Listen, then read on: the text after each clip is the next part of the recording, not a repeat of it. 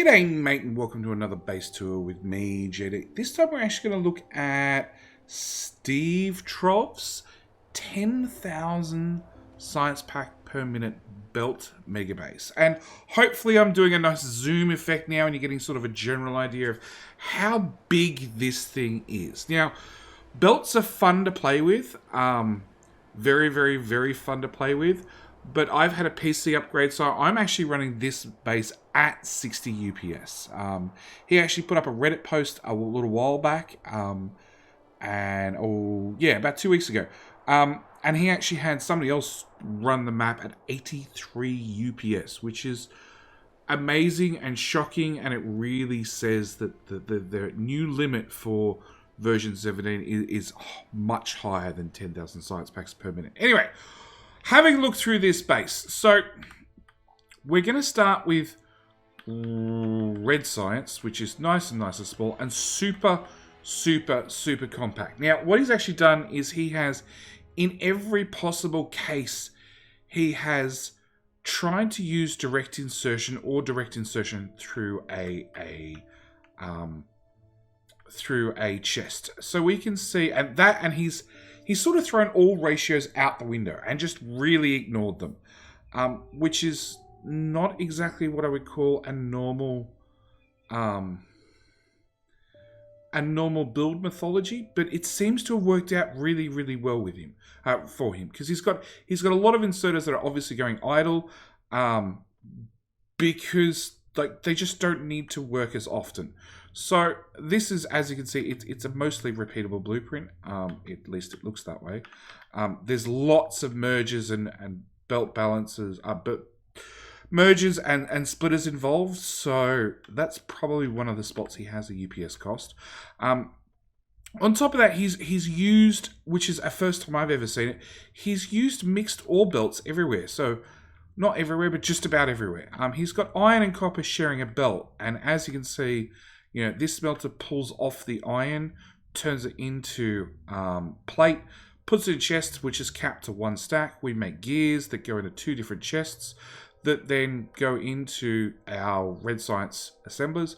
We've got the copper here, which then, as always, just gets turned straight into plates and fed into the machines. And this is what he's used over and over, along with, wherever possible, he's tried to use a 12 beacon build for just about everything he possibly can. And if I run max rate calculator over this, and we go to per second, we can see that technically we don't have enough iron to keep the gear machine running at full speed, but we have way too many gear machines and way too many copper machines to keep just these two assemblers running. So he can have everything sort of scaled down and have not enough smelting to feed that one gear machine, because that one gear machine is vastly overproducing for the two red science machines. If we move on to green science, and as you can see, these builds start getting larger and larger. He's got iron here, which is fed on half a belt, and then literally just goes through the copper patch. Has copper added to it by, this miner and this miner. It's funny, he's had two miners, and you can obviously see as the mining productivity has gone up, this miner is actually completely dormant now. It doesn't do anything. It's not going to need to do anything forever.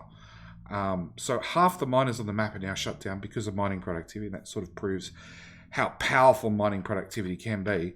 And then he brings it to green science. Now, green science is its own separate mess. He's bringing in one of these combined ore belts, and he's got iron, copper, iron. And we can see we're doing one lot of gears into one lot of belts into one assembler doing green science, with one lot of inserters, with a green circuit machine, with a copper machine. So as you can see, that one copper is there, which is running this copper and this copper wire, and then everything else has like one smelter dedicated to making whatever it happens to need. So this one's dedicated to the belt, this one's dedicated to the gears, this one's dedicated to the inserter, that one of the green circuits, and that one of the copper, and then it repeats backwards. It also repeats south from the looks of it. So it looks like this row of smelters is feeding both the top row, the row above it and the row below it. And again, if we run max rate calculator over this, we can see that, like, technically we don't have enough copper or green circuits to keep everything running at full speed.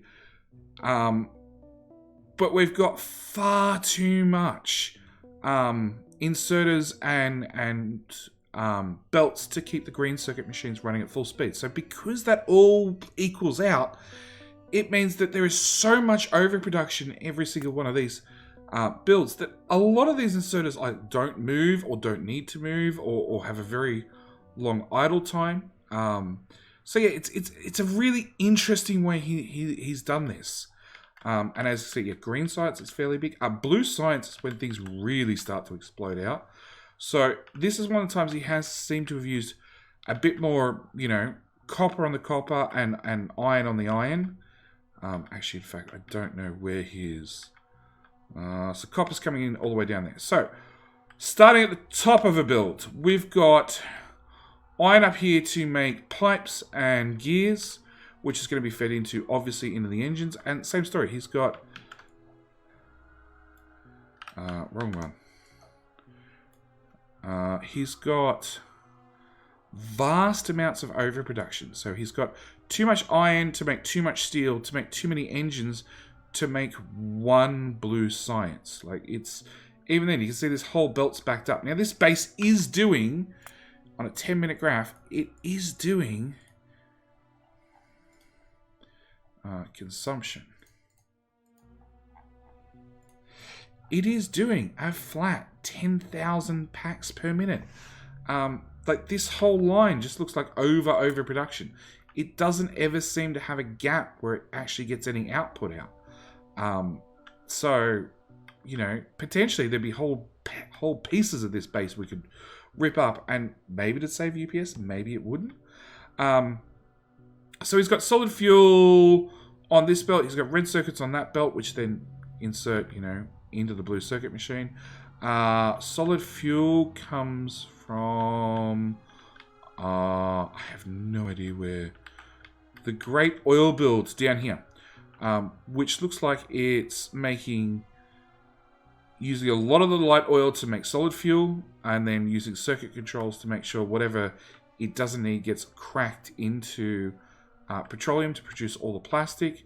We've got actual copper being smelted with actual iron from two separate belts to be making the copper wire into the green circuits in the red circuits. And again, I'm willing to bet this ratio is completely wrong.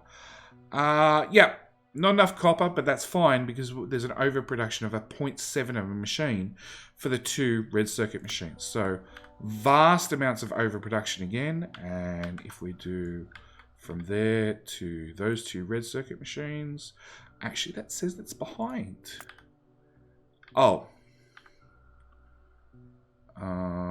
That comes from there. So it's actually 4 red circuit machines. No, we're going to have to do 8 to 2. Yeah. Again, slight bit of overproduction. Like, there's no belt balancing involved. There's nothing else. It's just like overproduction. Throw stuff at the machines and eventually they'll back up, which is really a system I love. I love to see other players are adopting and using, because ratios are great and all, but if you just throw production at something, eventually things will back up. And once they back up, in theory, they're not actually they're using some UPS, but not that much. So it's blue science. If we come down to... Crap, I got to find purple science. Purple science is over here, which... Purple science, if you don't know, is an absolute nightmare, just because of the amount of steel it needs. Actually, there's 2 whole purple science builds to get him to the 4 belts of purple science that he actually needs, which is an amazing amount of items. So we got stone, obviously, being, shoved on belts, brought down. I thought I lost the belt along the way. Being put straight into train tracks, along with production modules, which are coming from over here. Again, well, different to the first couple. He's actually got dedicated copper with dedicated iron to make the exact same build he had prior for red circuits. And where's the green circuits? Oh, wow, he's got the... So we've got the green circuit machine beforehand that was just feeding 2 red circuits. It's actually now also feeding a module machine. So, again, like overproduction of red, overproduction of green by plenty. Not quite enough copper to feed all 3 machines, but because they're all overproducing, it's probably more than enough. Well, it actually is more than enough because you can see everything's backed up. In fact, he's got excess red circuits here, which are being moved to make the electric furnaces, which come from our stone belts, which came down... Here we go, came down this side. So we pulled off a heap of stone to make railroad track, and then a heap more stone to be smelted on site, fed directly into our electric furnaces. The steel build is over here, and again, it's just massive. This is how steel builds are. So he's using direct insertion, so we're going ore into a chest, across into plate, and then through another chest stub into steel, and then out to the actual output line. And it doesn't look like any of these guys are backed up. I don't really want to run all the way over here, because although I have a running suit on, this map is massive. Like, I'm all the way down here. Actually, we can see them down here. There we go. And it is the patent pending Oleg chest stub method. Oh, no. Yeah, chest stub method. Mojo came up with the belt stubs, and Oleg put in a lot of testing and proved, or came to the conclusion that more often than not, a chest stub, so instead of going into a chest and then a new inserter coming out, is actually more UPS efficient because the inserters sleep more often. So we got purple sites. Finally, over on this side of the map, we have iron into copper into mixed belts to make our yellow sites. So first off, of course, we need blue circuits, which again, this craziness that is what it is, which is actually an almost perfect ratio. Obviously, there's not full speed modules on the blue circuit machines, probably because they just couldn't be fed any faster. He could put a couple more modules, yeah, speed beacons down here. But then that'd mean more green circuits with more red circuits, which he probably couldn't feed. So we've got copper wire being fed into both machines, with plastic coming from this belt that's coming over this way, which comes from probably another giant oil build.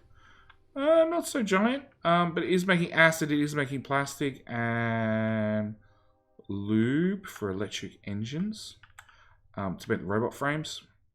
So yeah, we've got blue circuits being put down here. You can see how big a single blue circuit build is that's making 0.7 blue circuits per minute. So not a lot, and consequently you have build after build after build to finally have a full blue belt's worth of blue circuits coming out the other end. We come down here, we've got all our low density frames, which we'll get to in a moment. And then into our yellow circuit machine, utility sites. So we've got blue circuits coming in via a chest stub. We've got low density structures coming in via a chest stub. And then we've got robot frames coming in via a chest stub, which all output into 4 more yellow belts worth of sites. So yeah, fairly large builds there as well. So we've got iron into steel into engines. Okay, we're gonna have to track down where the pipes and the gears come from. Into electric engines with the green circuits. Again, we're gonna have to track down where they come from. And then we've got green circuits plus more steel, which is probably, no, it's on a belt. Okay, more stuff we've got to track down.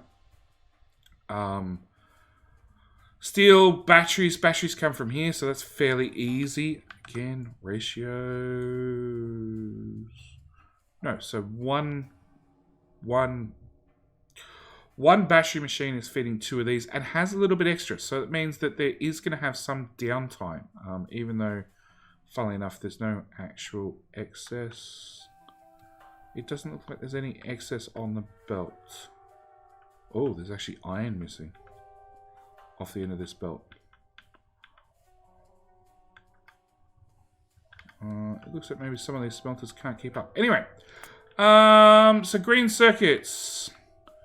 Similar build to what we've seen before. We're making iron direct insertion, copper, and copper direct insertion.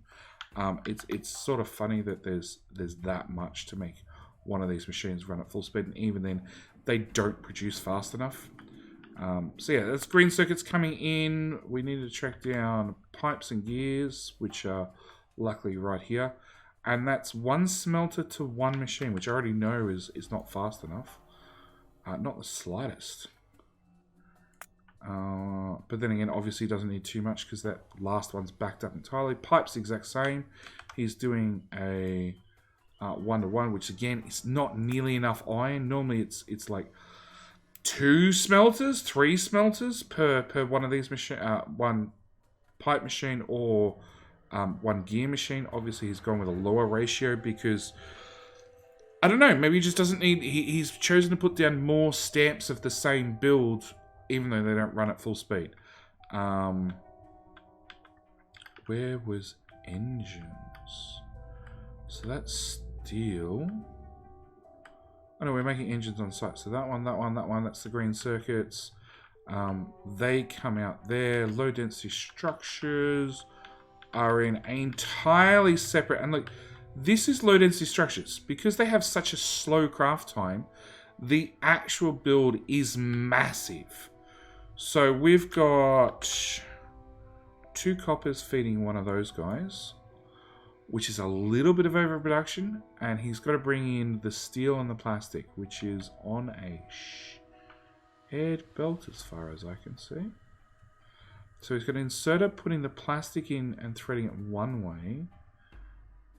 And where does the steel... Oh, the steel's actually being smelted right there.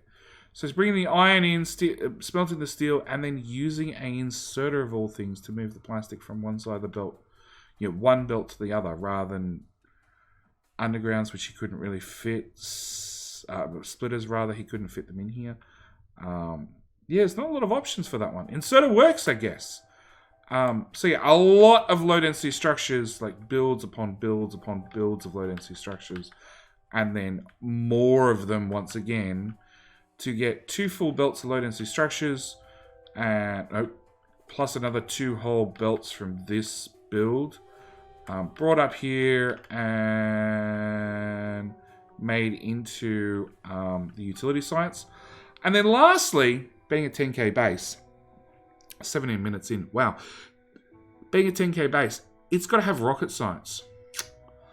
And that's a 5k science build and another 5k science build. So if we go through them, we've got iron mixed with copper, which we've seen before, which then comes up, we've got iron, we've got copper, we've got iron, we've got copper, to make red circuits, green circuits to blue circuits.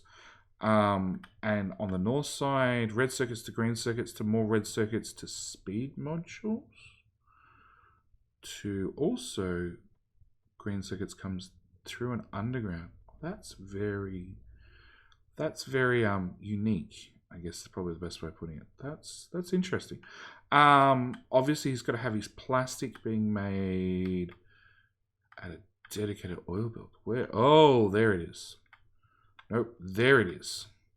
So again, there's a lot of light oil, but it is hooked to a circuit condition. So it's when the light oil is almost full, we will pump it all into being cracked into petroleum, which is also almost full. But obviously nothing's broken. Nothing's broken in the oil build. Although the pipe is unique. Because he's fitted in. So often what you end up doing is you end up taking one of these pipes and putting it outside the build, and he's actually squeezed the whole thing in by using this special pipe spaghetti to get it in between the 2 rows of beacons. Unfortunately, the beacons aren't offset because you can get a little bit more speed out of them by moving them up just one tile, and have a slightly increased offset. Or can you? I can't remember with refineries. I'd have to go in-game and actually do it. He's also making solid fuel, so he's got solid fuel and plastic coming up to make the blue circuits. I can't remember. Production circuits? No. Processor units. Units start with P. Processor units and speed modules to then come up and be making all the rocket control units. Oh no, solid fuel's going straight into rocket fuel right here. Which again, the ratio is going to be so completely wrong. Yeah, so there's again too much overproduction because the machine runs too fast and the solid fuel is just not consumed fast enough because those productivity modules actually throw the ratio out. But then again, they're saving you pump jacks, they're saving you refineries, they're saving you cracking. So you're better off having them than not having them. So we've gone up, we've got the actual rocket silo with the science output. Where to the low density structures? Oh, low density structures are in this mess. So again, copper, steel on site. He's just got to bring the plastic in and use the same inserter to move to the other side of the belt trick he was using before.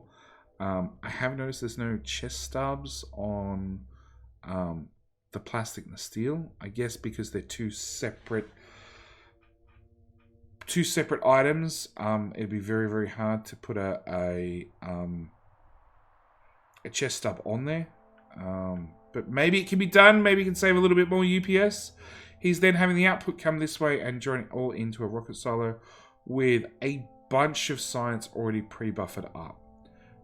In fact, a lot of science pre-buffered up. But then again, if we finally... And that's one build, don't forget. And that's been repeated 1, 2, 3, 4, 5, 6, 7, 8, 9, 10, 11, 12, 13, 14 times. But yeah, if we come up to where our science is, you can see just because one rocket silo looks like it's stopped, look at the way things are going. Like, all the belts are moving. He's also got this lovely, I think it's mapped on the map, science bottleneck indicator. And you'll see it will keep flashing red because red packs are what's slowing things down. If I break that for a minute, it should flash purple. Which is, it's really, really, really, really brilliant the way that people make these combinator settings to flash the right color for whatever pack is running the slowest. And it just means he's actually chosen red science to be his bottleneck. Because you always need to, whenever you build a base of this scale, you have to pick something to be your bottleneck. Something that's going to run slower than anything else. And he's just happened to have chosen red science. Realistically, he could probably take any one of these blueprints and just duplicate it once or twice more, and add a tiny bit more smelting in, tiny bit more of miners in to have all these all these 6 belts fully compressed. But honestly, it's just not worth his time. There's always going to be one that's going to be slightly slower than the rest, but as long as it's above 10k, everything's sweet. Finally, we have his science build. Now, he actually mentioned on his Reddit post, which will also be down in the description below, that he actually grabbed this build off somebody else. And I'm not sure if I love it or I hate it. It is in a self-contained unit, and has a storage box, because that's always important, because you don't ever want robots to pick up stuff and have nowhere to put it, just on the off chance it happens. But he's got all the different science packs being brought out and put into a passive provider, limited to one stack, which does mean, and this is something that one of those things you really have to consider, that one stack when it comes to your rocket science is 2,000 packs. So if you ever choose to build a base of this sort of size, you need to make sure you get rocket science running before anything else. Because there is thousands and thousands and thousands worth of rockets you're going to have to launch for them to sit on a belt to buffer. Because he's got 1, 2, 3, 4, 5, 6 times. Well, that was a half build, but we're going to go with 6 times 4, which is 36, 2,000 each. He's got 72,000. The first 72 rockets he launched went into nothing but storage. That's slightly insane. But this is how he's chosen to do it. And he's got each of the labs are working in pairs of 2, with a single common requester chest. It is a cute little build. It is sort of optimized wherever possible to be as close to the Roboport as possible. And look, he's only got like 8 to 10 to 15 robots in the air per one of these. It's not exactly a very large, very robot-intensive build. I did notice on map view there is a Roboport down here, and I couldn't decide why. Like, that one's got no robots in it. That one's got 11, 10, 12. I'm assuming he's got something being ferried around. I just have no idea what it actually... Oh, there was a robot. It is... It's the satellite.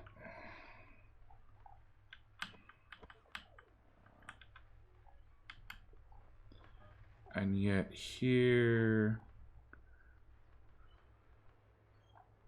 Here... He must have satellites on a belt.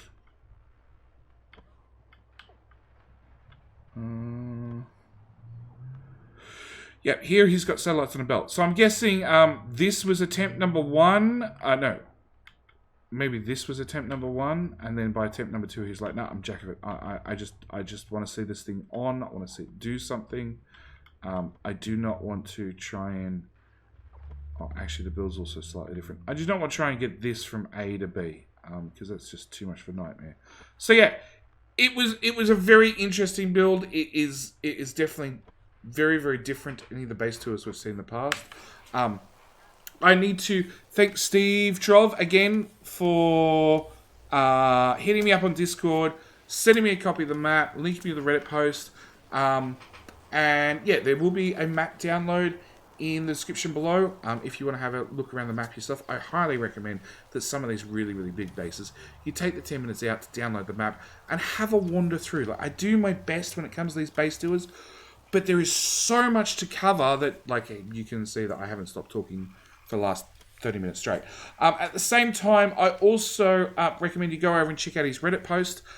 He has a bit more details and lots and lots of pictures describing his thought process and what he'd done in more depth. So, thank you guys for watching. Lastly, base tours are definitely open for business again. So, down in the description, after you've gone and checked out his Reddit post and downloaded a copy of the map for yourself, whilst you're waiting for Factorio to load up, scroll all the way down to the bottom, click on my Discord link, come join our Discord, chat to other members of the community. At the same time, get your base ready for a base tour.